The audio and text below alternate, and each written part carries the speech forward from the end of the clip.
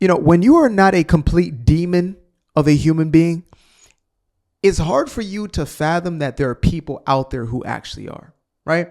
That there are people out there who have malicious intent, that there are cultures, that there are societies of people who make it okay to do some of the most vile things. Like there was a story about an island where the parents, the adults, would allow for the kids to be. Yeah. And when they found this island of people that had been living this way for decades, and they questioned everybody on that island, they said, this is just what we did. This was just the norm. I mean, I don't know. I grew up doing it. It happened to me. I do it to the next. Most of us would think that's vile, disgusting. We want those people buried underneath the prison. But yet in those socially accepted spaces, in that culture, it was made okay. You go to other places in the world and you might find people doing unimaginable things to donkeys. I'm sorry I have to create any level of this imagery, but it's the truth. So in the Western world, and I'm not saying that, again, this is the pinnacle of morality. Lord knows it is not even close. But it is difficult for us to understand that there are societies out there, there are groups of people, there are collectives that simply do not hold the same level of value on life. And so when we hear of things such as, we're fighting for the freedom of these people who are being occupied, first and foremost, that's a damn lie. If you know anything about anything, you know that's a lie, right? How are people being genocided, and yet their population has exploded in the last 2 decades? Exploded. How does that happen? How are these people being ethnically cleansed, and yet there are more of them than there ever have been? How's an apartheid state when 2 million of them live among 7 million of yours freely? But anyway, when you have these narratives like what's been going on with, Palestine, well, these are poor people who just are just in the way. And there's much of that taking place. Don't get me wrong. There's much of that. And it's very unfortunate that, an organization as strong-armed and as heavily funded as Hamas can continue to use its own people in this way. But as I showed in a prior video, you have mothers.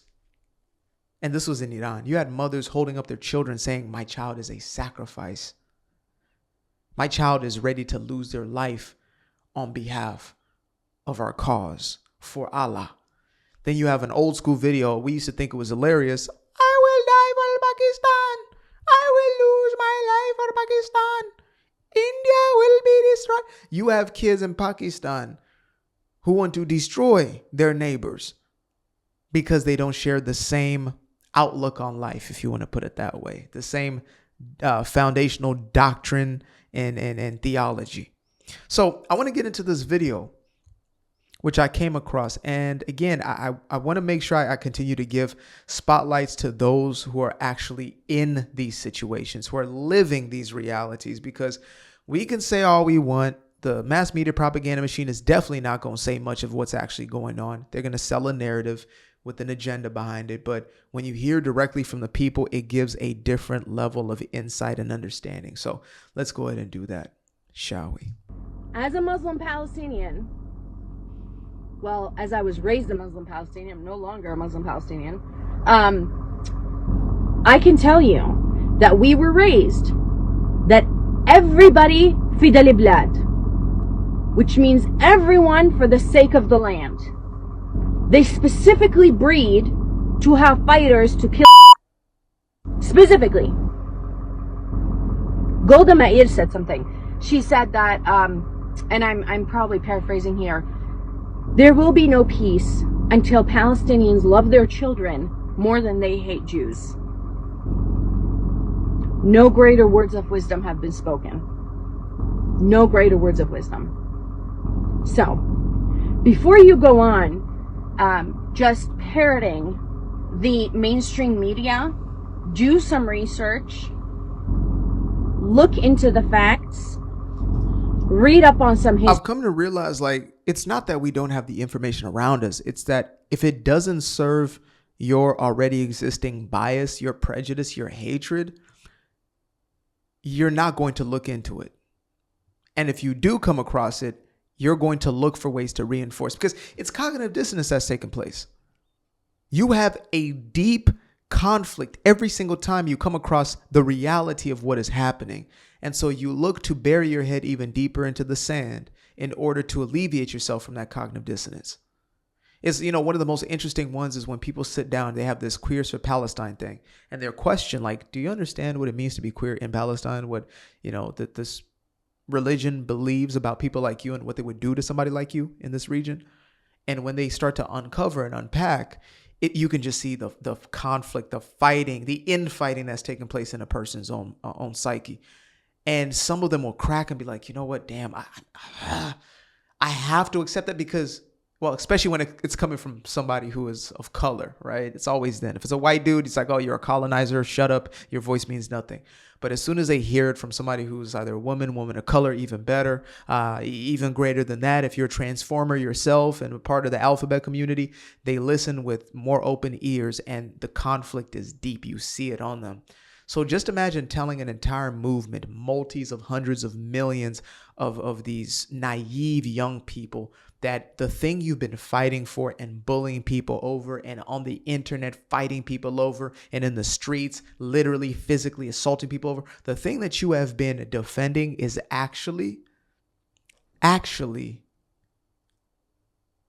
evil.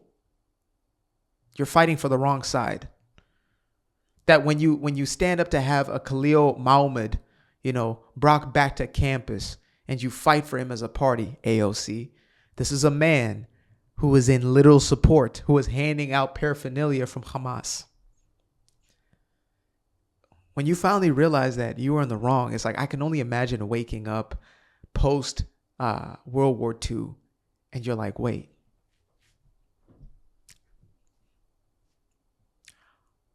Oh, I was on the side of evil, because this is being used a lot now. I see the same, sort of Marxist projection taking place of, well, I see how people could have fallen for the little mustache man seeing what's happening in Palestine. Yeah, little do you know. And it's literally pointed to the exact same people. It's going to be a rude awakening for the West. And I hope it doesn't have to happen in the way where you are now in the very same shackles. We're seeing what's happening in Europe, etc., where all of a sudden you look around you and you recognize nothing, and you're like, oh, that's what that was. Oh, those guys were they were trying to get rid of this thing. Meanwhile, you got the slitty eyes showing now.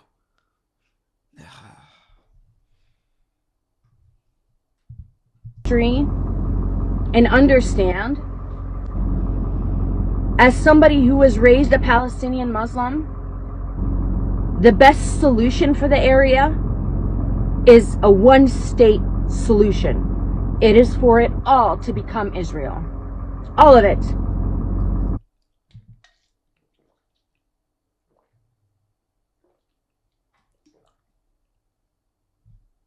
Why? Because under Palestinian rule, the Palestinian authorities, aka Hamas and Fatah,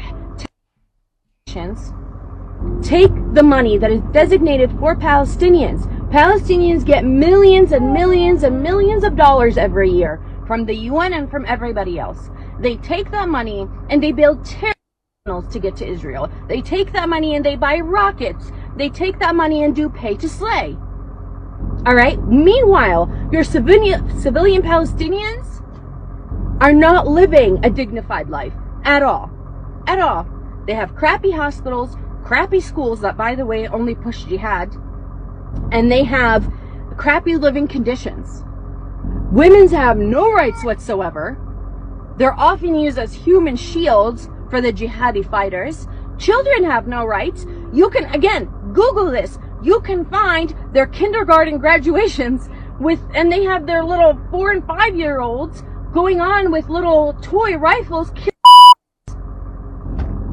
That's their kindergarten graduation. I mean, that's child abuse. That's spiritual abuse. That's an atrocity. And I'm not even going to start to touch the drug use that they push.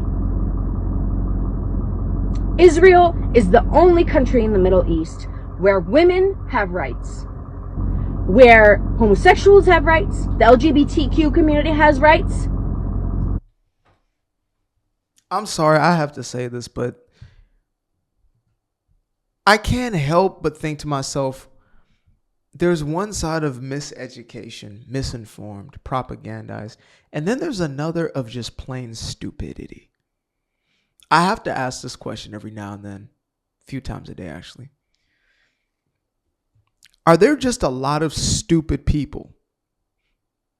Because this woman, a Palestinian who's lived in the context of Palestine, is explaining what it's actually like, and then you'll have somebody on the other side fighting her about her own experience as a Palestinian. You'll have a white liberal woman who, with a $7 to $10 matcha tea in hand, and has just had a $15 avocado toast that she paid for somewhere in San Francisco, California, who will argue with this woman about what she's saying about where she's from. This person has researched nothing. They've scrolled through TikToks. They've maybe, scrolled through Blue Sky, whatever the hell they got going on. And they will feel as if they are in the superior position to speak to these issues. I used to think that many podcasters, and this is when I was quite naive a few days ago, I used to think that podcasters and all these they were actually educating themselves. These guys read and they research and they get deep into subjects. And then I see a guy like Douglas Murray, who actually spent the last year and a half researching, digging, living in the midst of these people, writing entire books about the subject matter, being made fun of, being memeified because he got owned by Joe Rogan's buddy. That's why I think that there is a deficit of a mental cognitive ability. There is full-blown, full-blooded, smooth-brained, absolute and utter mental retardation taking place right here, right now. There is no other explanation for some of this stuff. He got owned. Did you hear that? Yeah. Like, oh, I haven't been there, but he has. So, yeah, I can't talk. How stupid. He got owned. Look, you might not like the delivery. You might not like the seeming smugness. You might like any of that. But the facts are the facts. The information is there for you. Oh, better yet, she'll tell you how it actually is. But y'all don't want to hear that. Israel's the only place where you have, for example, Arab al-48, the Arabs of 48. They are the Palestinians that accepted Israel's offer of, hey, why don't you become Israelis? This is 1948. We'll give you full citizenship, you'll have full rights, and you can live in Israel. They accepted it. In the Middle East, they're known as the Arab al-48, which means the Arabs of 48. They live good lifestyles. They have all of their rights. And as a matter of fact, I have seen numerous of their sons, numerous men, join the IDF, the Israeli Defense Forces. And they're Muslims. Absolutely, they're Muslims. And when there are interviews that are done with them, because they're traitors, they say the simple fact, which is 100% true. It is a fact. The Quran says, the Quran is the literal word of Allah. The Quran says, this land belongs to the Israelis. 100%. There is not one place in the Quran that claims that this land is for the Muslims. It only says one thing. It was given to the Israelis. So don't go around just, repeating the vomit that's on mainstream media. All right? Have a shred of decency. Do some research. And for goodness sake, if you care about Palestinian rights, you care about them having clean water and good schools, support Israel.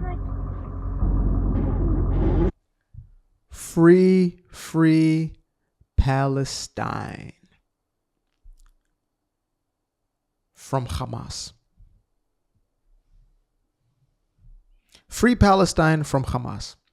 Appreciate you guys for tuning in. Now, if you'd like to stay around, make sure to click that little subscribe button down there, or you can show some love by going to the description below and clicking on the button titled Buy Me a Coffee. Leave a little something there, or click on the Cash App. Leave a little something here. Till the next time, peace. I fell in love with the sunshine. I fell in love with the light. I fell in love with the full moon. I fell in love with the night. I can see the light again. I can see the light. You can see the life in him illuminate the night. I know the time is taking. A 365, that's a full rotation. I see you looking up, you know them constellations. Constantly gazing like house of praises, you get to praising.